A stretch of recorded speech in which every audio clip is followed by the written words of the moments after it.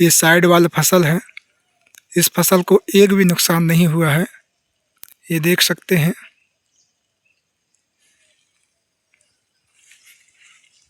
न तो कीड़ा लगा है, न तो किसी प्रकार का फसल को नुकसान हुआ है। कहीं भी जला हुआ नहीं दिखाई दे रहा है, ये देख सकते हैं। कहीं भी जला हुआ दिखाई नहीं दे रहा है। और ये मेरी फसल है, ये देखो, ये पूरा सूख गया है। ये कहीं हरियाली है तो कहीं सूखा हुआ है। ये देखो पूरा सूख गया है। ये इसका पेड़ भी सूख गया है। ये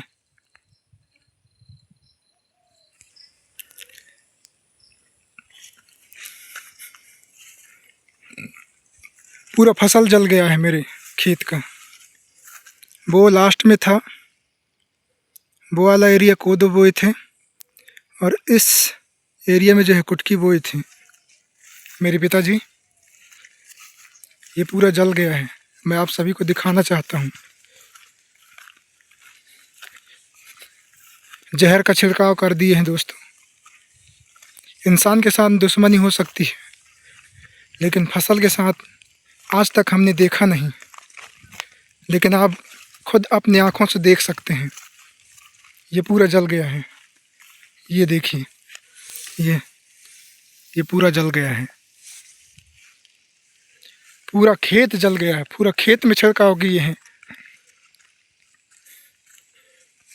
हमारे विरोधी लोग। अरे भाई, हमसे विरोधी है, हमारे पास आइए। कहाँ दिक्कत हो रही है उसका हम निष्कर्ष निकालेंगे। लेकिन इस तरह से फसल का नुकसान करना वो हमारे लिए घातक तो नहीं है, परंतु आपकी आने वाली पीढ़ी के लिए बहुत बड़ी घातक बन सकती है। याद रखना, इस फल का, इस अनाज का उपयोग आप लोग भी करते हैं, मैं भी करता हूँ, और पृथ्वी में पाए जाने वाले समस्त मानव जाति करते हैं। लेकिन आपने फसल के साथ साथ फसल को तो नुकसान किए हैं, लेकिन प्रकृति को भी बहुत नुकसान पहुंचाए हैं। प्रकृति को भी बहुत चोट पहुंचाए हैं वो लोग जिन्होंने भी जहर का छिड़काव किया है इस फसल में। वो प्रकृति को भी चोट पहुंचाए हैं, और वो आदिवासी समाज के लोग ही हैं जो घृणित मानसिकता के लोग हैं, जो नीच मानसिकता के लोग हैं।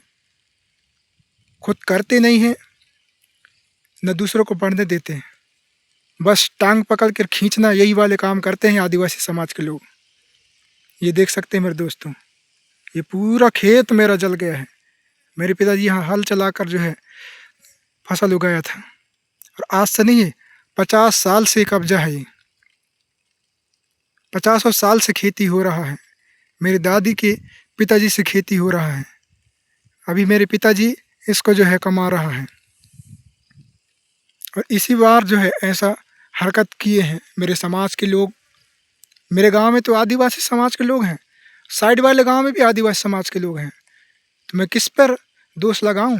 मैं लगाऊं तो आदिवासी समाज पर ही दोष लगाऊंगा, क्योंकि मेरे गांव के आइट साइड भी आदिवासी समाज के लोग ही रहते हैं। और हमारे जो विरोधी हैं उनको मैं ये जानता हूँ, लेकिन अभी नाम उजागर नहीं करूँगा।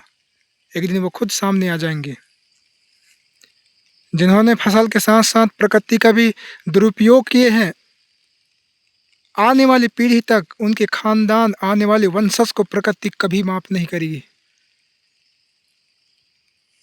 जोहार साथियों, ऊपर वाला जितना भी दे दे उतना में मैं संतुष्ट हूँ और रहूँगा। लेकिन इस तरह से कुकृत किसी पर हमला नहीं करूँगा, ना ही किसी के फसल को नुकसान नहीं करूँगा मैं। जिस तरह से उन्होंने हमारे ऊपर ये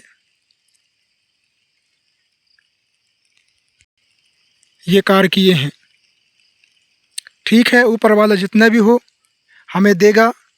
हम ईमानदारी से, मेहनत से कमाएंगे और खाएंगे। लेकिन अगला इंसान जिस तरह से इस तरह से कर रहे हैं, वो कभी जीवन में सफल नहीं हो पाएंगे। और आने वाली उनका पीढ़ी भी सफल नहीं हो पाएगा। ये वीडियो को ज़्यादा से ज़्यादा शेयर करें दोस्तों। ये देखो पूरा जल गया है।